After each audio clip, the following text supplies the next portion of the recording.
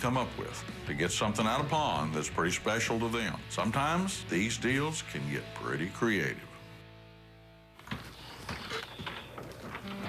Hey, what's going on? This is a Monarch accordion. Monarchs are so darn scarce, you don't hardly find them no more. Wow, unbelievable. My uncle left me his cabin, and I found the accordion in the attic. But I need at least $3,000.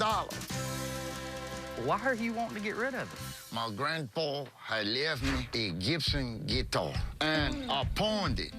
And I need $3,000 to pay off that loan to get my Gibson guitar back.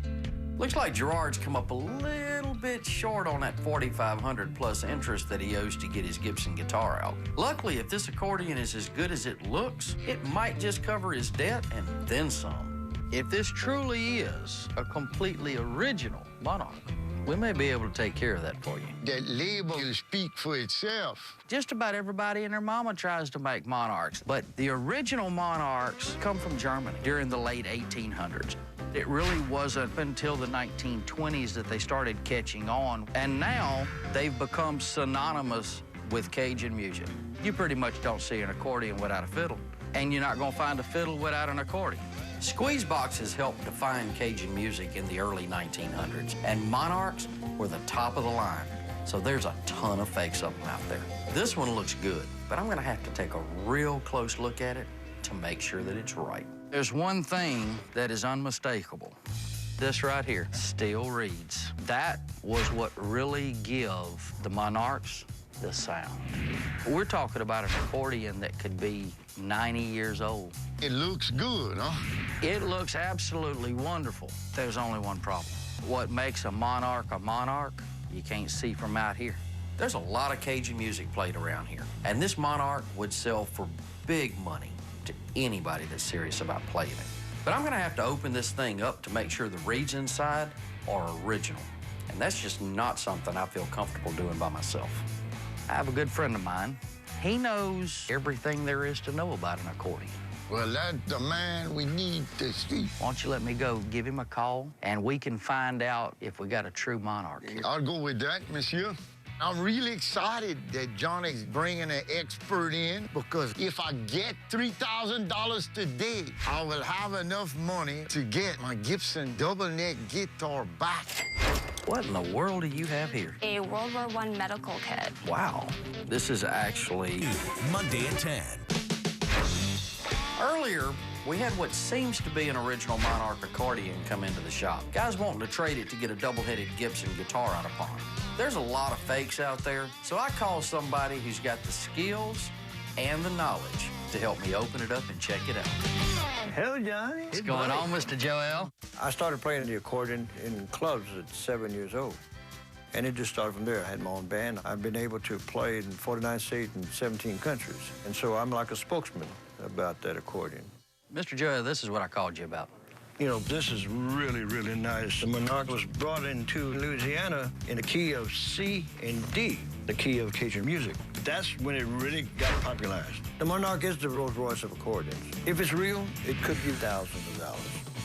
If it doesn't play, there's no reason to open it up. Man, I sure hope he played. We're fixing to find out.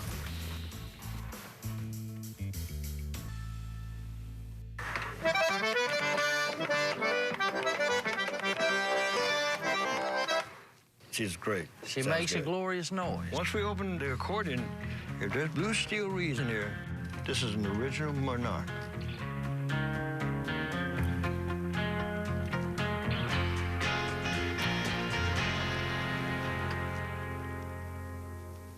It's all real. It's a true Monarch. Ça, c'est la vie. Oh, yeah. We know how much is she worth.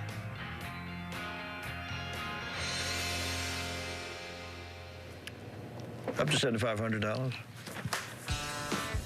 Wow, this accordion is the real deal. And it's worth more than me and Gerrard thought. Now, we've got a real negotiation on our hands. Because I know all he really wants is his Gibson.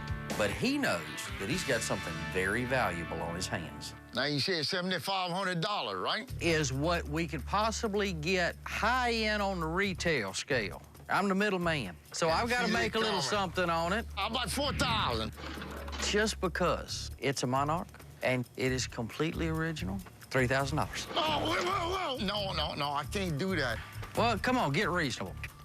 I'll take it out of here if I don't get $3,500. You know, she is a beautiful piece. $3,250.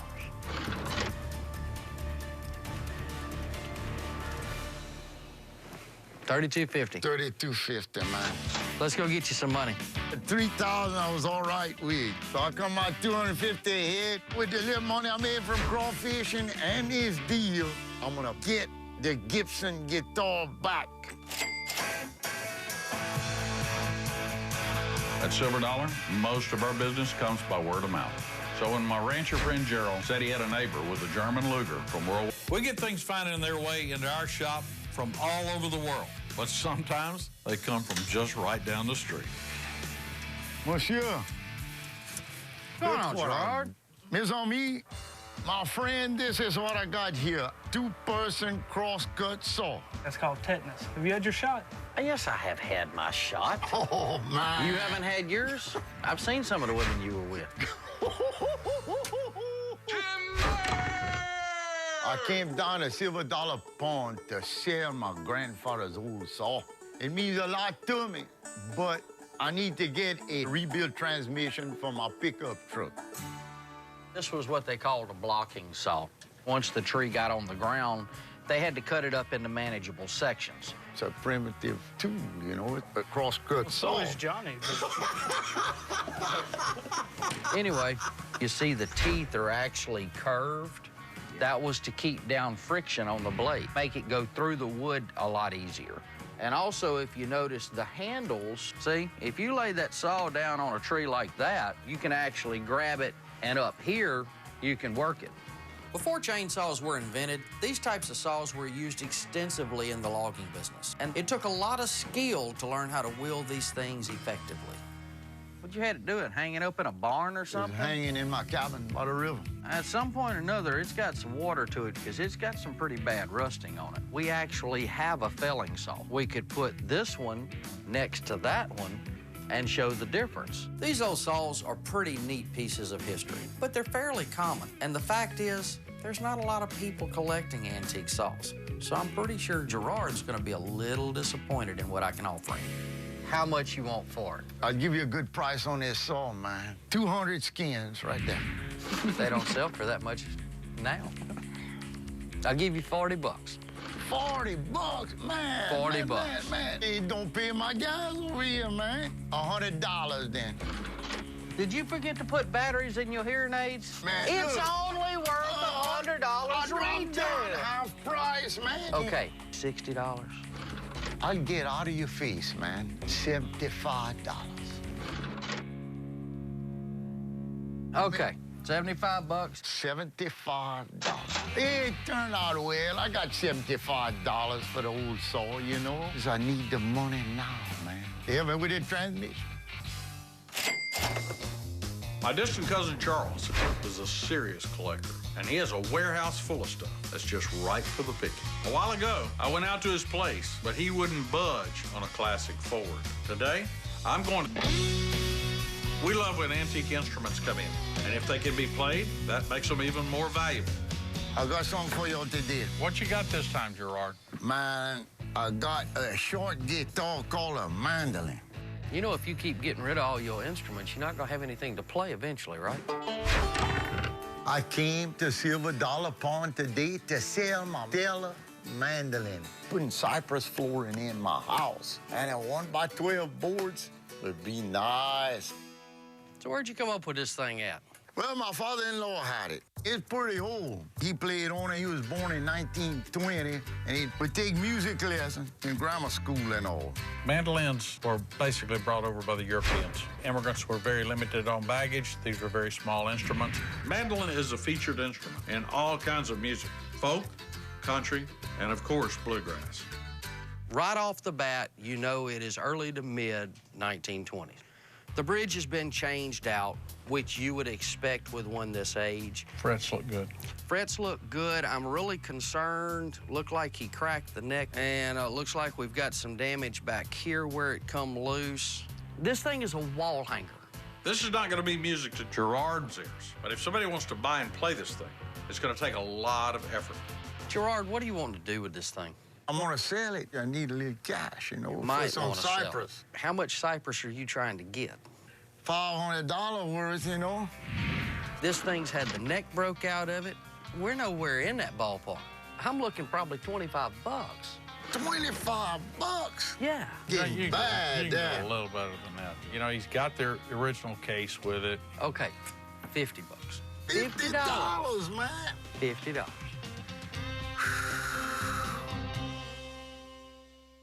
I just can't do it for that. More valuable and keep it in my family for my grandchildren, you know. We'll see you down the bayou, you know. Take it easy. Hey, all right. I cannot part with a mandolin for $50. The sentimental value of it is worth more than that to me. All the modern presidents had a lot of machines signed for them. Machine signatures don't have much value, so I check against the machine signatures. Well, it's a Grizzly 660. That is cool. I'm gonna have to try it out. You are in trouble.